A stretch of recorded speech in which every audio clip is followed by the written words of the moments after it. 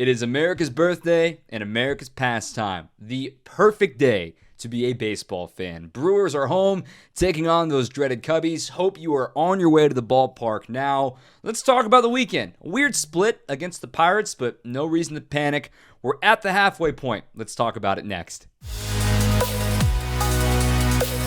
You are Locked On Brewers, your daily Milwaukee Brewers podcast. Part of the Locked On Podcast Network, your team every day.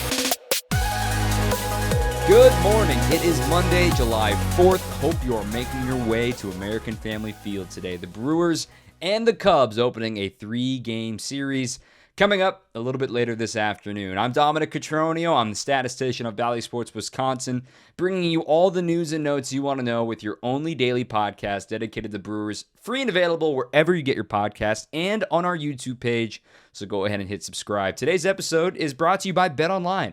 BetOnline has you covered this season with more props, more odds, and more lines than ever before at BetOnline, where the game starts. Brewers are at the halfway point, believe it or not. 81 games in. Whereas, some folks thinking the world is ending and that this team is really bad and they're frauds. Other teams are like, okay, well, they're more sensible, understanding that every team goes through, ebbs and flows of a season. And the split with the Pirates is one of those ebbs and flows of a season. I mean, going 2-0 against Tampa Bay in a tough place to play at the Trop and then splitting against Pittsburgh. On the surface, you may be thinking, goodness gracious, how could you let that happen? How can you lose 2 games to the Pirates? I'm not overreacting to that. The Pirates played really good baseball this weekend. Their offense showed up. Tip my cap to them aside from yesterday, of course. We're not spending a lot of time on this Pirates series. We're going to look at some overall stuff here at the halfway point. We're going to get 3 main takeaways from the weekend games. We last talked, of course, on Friday. That was the day after Adrian Houser exited on Thursday in that tough loss against the Pirates with his elbow. And we'll have an update on him, what the roster outlook looks like, an explanation of that things aren't going as bad as they may seem. First and foremost, as I sit here and record this, I'm actually recording in the middle of Sunday Night Baseball, so the Phillies and the Cardinals are playing right now. But the point is, with the Brewers winning yesterday, they will be in first place, no matter the result of that game here, last night. So whether the Cardinals win or lose, the Brewers will still be in first place. Will they be 1 game up, or will they be 2 games up? Remains to be seen. The Brewers win yesterday, 2-0 shutout victory. Brandon Woodruff, phenomenal. We're going to go through Friday, Saturday, and Sunday's games here real quick. Just one big theme from each of those games, and then some overarching trends that we're really liking right now from the Brewers. Let's start with Friday and the absolute shellacking with 19 runs, a 19-2 drubbing of those Pirates. Mind you, we all kind of forgot after everything that went on in that game. Corbin Burns, he did not have his best stuff by any means, 4 walks, tying a career high, but he technically was carrying a no-hitter into the 6th inning in that game. Pretty crazy to think about. Only allowed 1 hit. He pitched very well. He gets another quality start. He has the second most quality starts in the National League now, only trailing Joe Musgrove, and he's now tied with Sandy Alcantara. He is certainly making a case to be in contention, or at least be a finalist for the National League Cy Young again, at least at the halfway point. Of course, this is when he really started to kick it into gear last year of proving like, hey, I am the best pitcher on the planet, and you need to pay attention to what I'm doing, not just what Max Scherzer is doing. When you look back at last year, it really started right before the All-Star break when he had that terrific outing against Cincinnati on July 18th, or right after the All-Star break, I should say. He worked into the 9th inning, shutout fashion, 12 strikeouts against Cincinnati. That really kick-started him because from July 18th through the end of August, he had a 2.10 ERA. He had 61 strikeouts in 51 innings with only 2 homers allowed in that stretch. And then, of course, we know how September ended. He had the no-hitter on September 11th. He had 11 strikeouts in the start following that against the Cubs. He had 9 strikeouts in a win over the Mets. He was terrific down the stretch. So maybe he's getting stronger, and it looks like Corbin is going to be able to cross 200 innings this year. He's at 99 innings pitched already this season. So I'm really intrigued to see how long they want to let him go and see what he can do. And we're going to get into the starting rotation coming up in a little bit as we explain Adrian Houser's his injury and the roster outlook in the second segment. But Corbin Burns, even without his best stuff, does great. And I want to step on a little soapbox. Derek Shelton, man, I know his players like him, and a lot of people in baseball like him a lot. And the report is, if you missed it, Cam View had to come in and be as mop-up duty. The game was a blowout. It was already 11-1 heading into the eighth inning, and they needed to just mop up somebody. So a rookie comes in, this lefty, Cam View, and this poor guy throws 56 pitches. He threw 50 pitches before getting an out. 50. 5-0. Nobody even got up in the bullpen. Derek Shelton had nobody ready to go. I know he was probably going to go to a position player, and so that's probably why they didn't have anybody up in the bullpen. But the fact that you let this dude out to dry for 56 pitches in one inning. Derek Shelton said after the game he regretted it. He's talked to his bullpen. He did not get any sleep that night, according to him, talking to media this past weekend. That is absolutely egregious, dangerous, and honestly fireable. But given the fact that the Pirates are at this stage of their rebuild, that it seems like he's the guy that they want to build moving forward, I don't see Ben Cherington or the Pirates saying, you know what, this is the final straw kind of thing. Like, man, I just can't believe he let a guy in a blowout game go 56 pitches. It just has not sat well with me.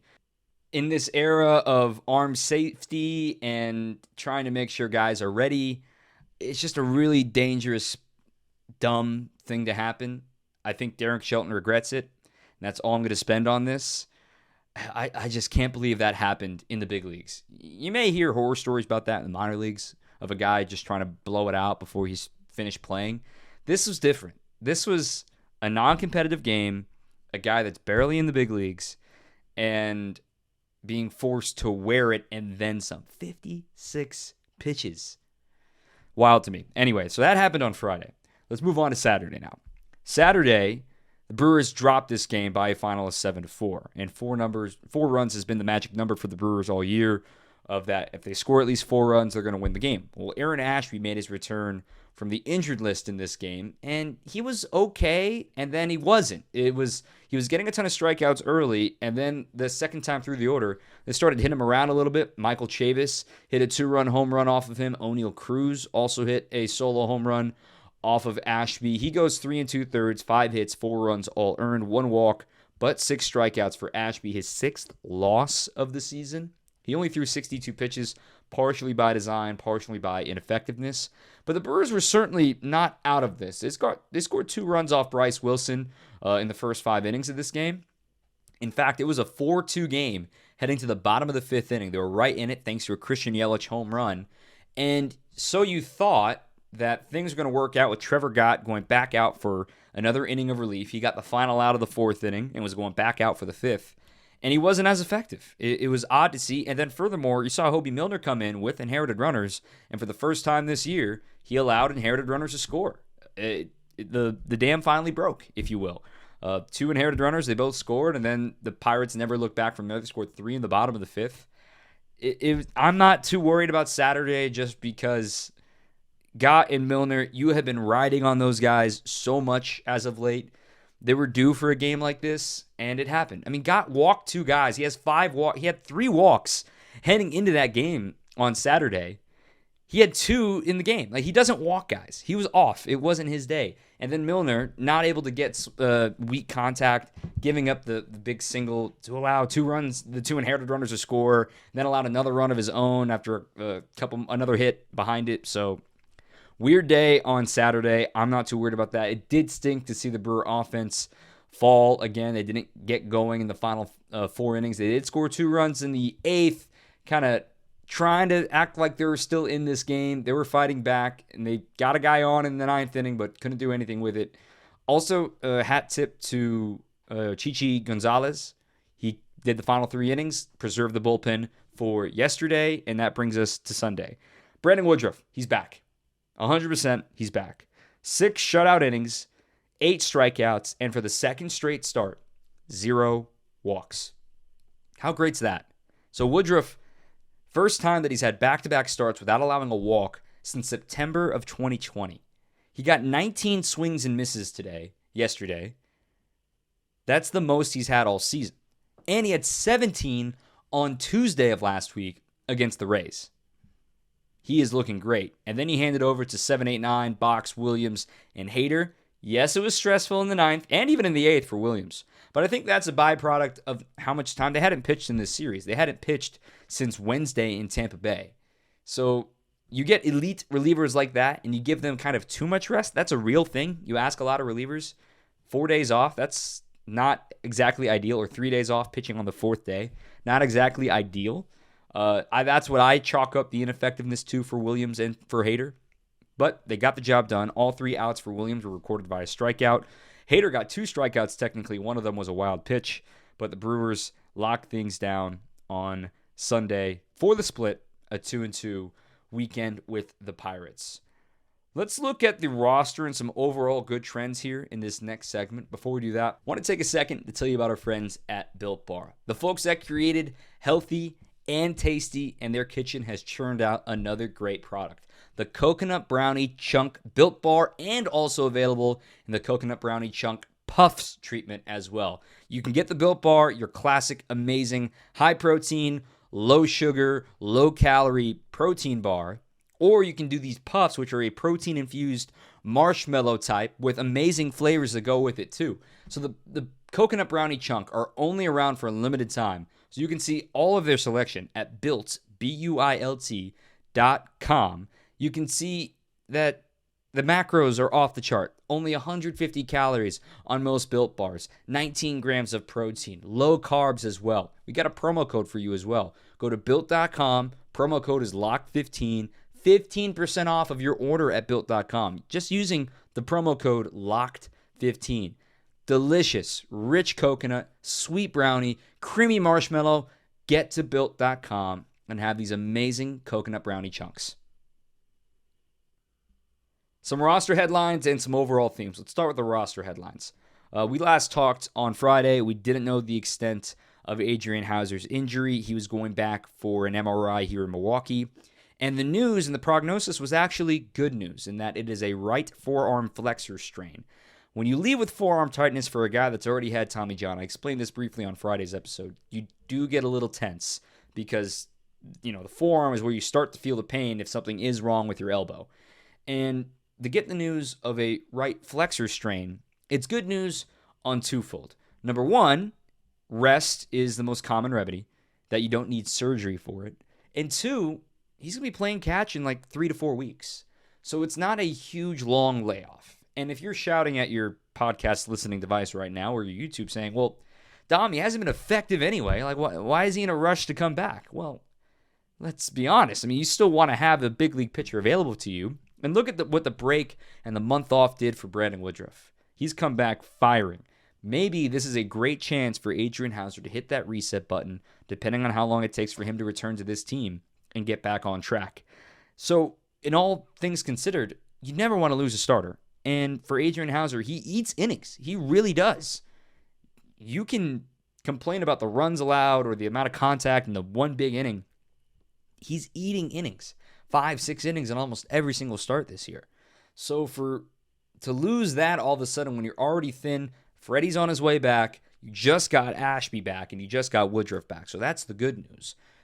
To wear it right now while you have Jason Alexander and Chichi Gonzalez on the roster, it's pretty good timing for the Brewers to have another injury to the starting rotation. Granted, that is now 4 of 6 starters that have sustained an injury this season, but this is not an isolated trend. This is something happening across baseball the last 2 years. As we know, we talk about the 60-game schedule in 2020, and then accelerating, ramping right back up to 162 last year. A lot of teams had injuries last year. Well, the Brewers have a lot of injuries this year, and they're not the only ones. This is completely normal. It's happened a lot. Scherzer and DeGrom have been down for a lot. Walker Buehler's down for a lot of this season too. It's very normal right now with this increased reliance on arms and the way we're pushing the body's limits of throwing harder with more break and more nasty.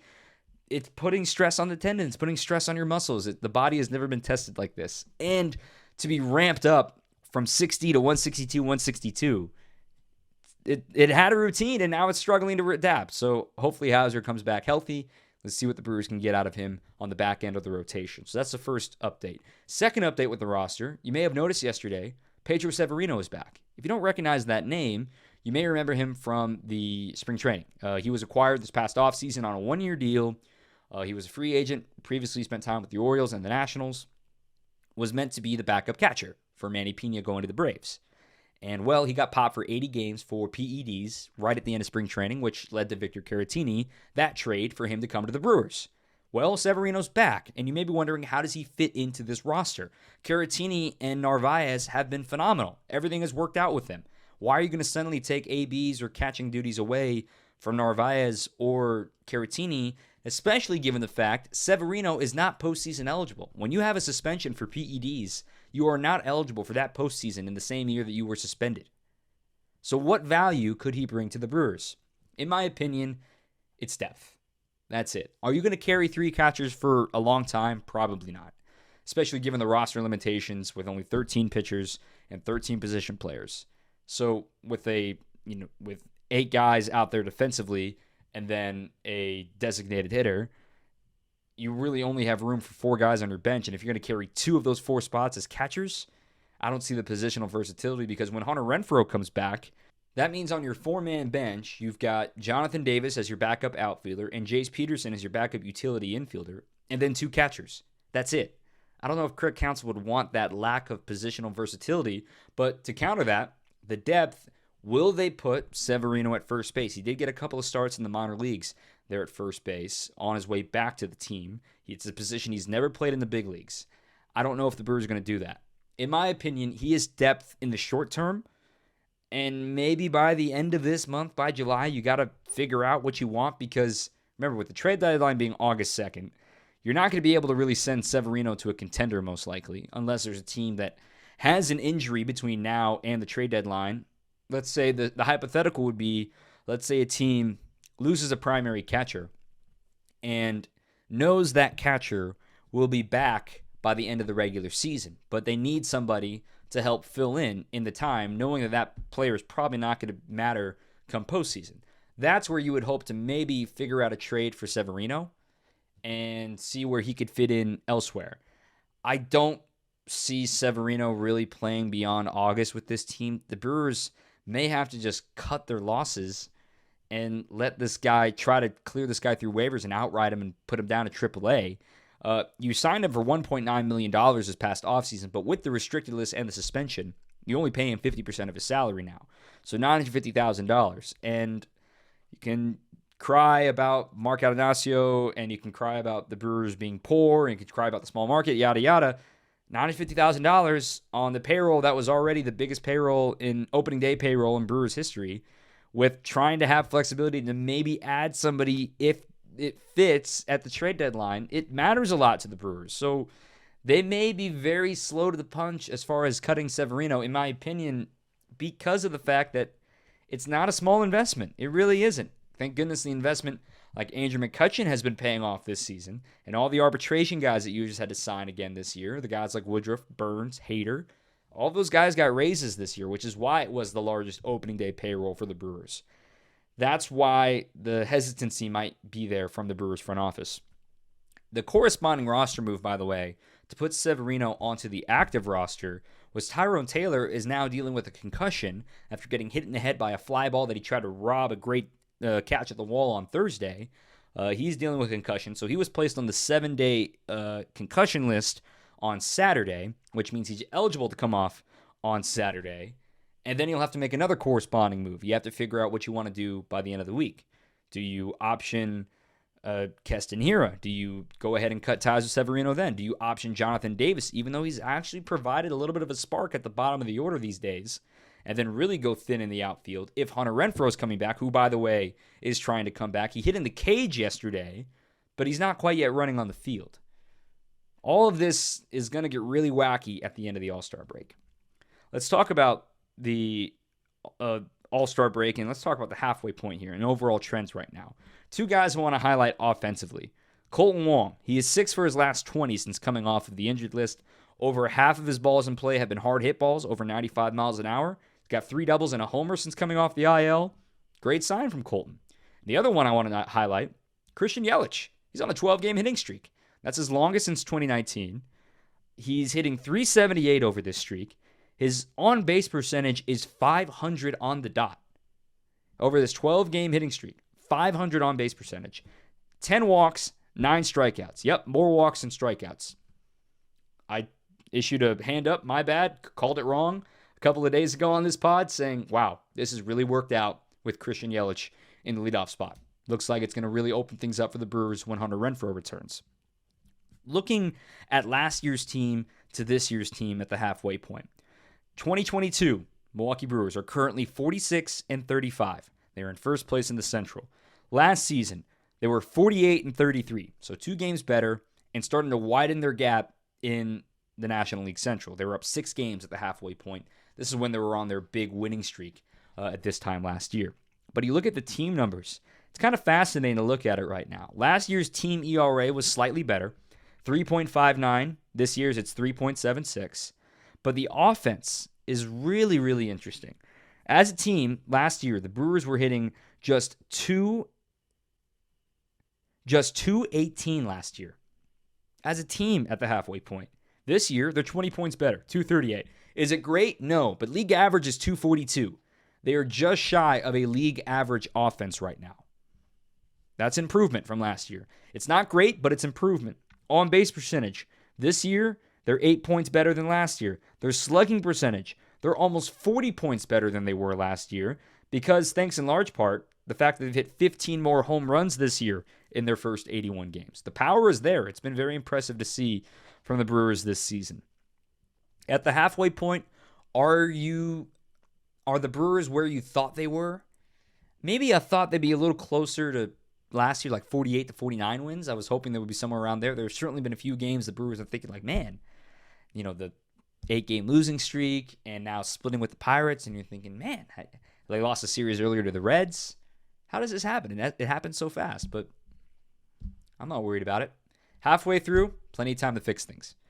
Let's look ahead of the weekend. Before we do that, I want to take a quick breather, tell you about our presenting sponsor, betonline.net, your number one source for all your betting needs and sports information. You can find all the latest sports developments, league reviews, and news, including Major League Baseball. It is our time to shine right now here in baseball. You got a lot going on with MVP races, All-Star, who's going to be Cy Young. You get all these futures available at BetOnline. You can see fights, MMA, boxing. You got golf on there as well. The Open is coming up in 2 weeks, one of my favorite events of the year. You can head to their website today, or you can use your phone to learn all about the trends and get in on the action at BetOnline, where the game starts. Let's talk about the pitching real quick. The Brewers, I mentioned this on Friday's podcast, that Houser's injury came at a good time, and they don't truly need a fifth starter, given what they don't need more than a fifth starter. They can stick with what they have right now as they get ready to close out the All-Star break. Y'all, the All-Star break's in 2 weeks. It's right around the corner. So you look at the rotation this week against the Cubs. Lauer goes today. Jason Alexander goes tomorrow. And then Corbin Burns goes on Wednesday. We're going to use Corbin Burns as the front end of the rotation going every fifth day. You've got 2 more off days between now and the All-Star break, including one coming up on Thursday and then one coming up next Monday, which allows you to get to the All-Star break with only having to make one more start out of Jason Alexander aside from tomorrow. So you looking ahead, this is how I project things right now, giving at least every fifth day for every one of these starters, with with Burns going on Wednesday, Thursday off day. That means Ashby would be next in line on Friday. That would leave Woodruff on Saturday, Lauer on Sunday against the Pirates, and then boom, off day. You go fast forward to a week from tomorrow, next Tuesday. That would be Corbin Burns next day. Then you go through the rotation again one more time.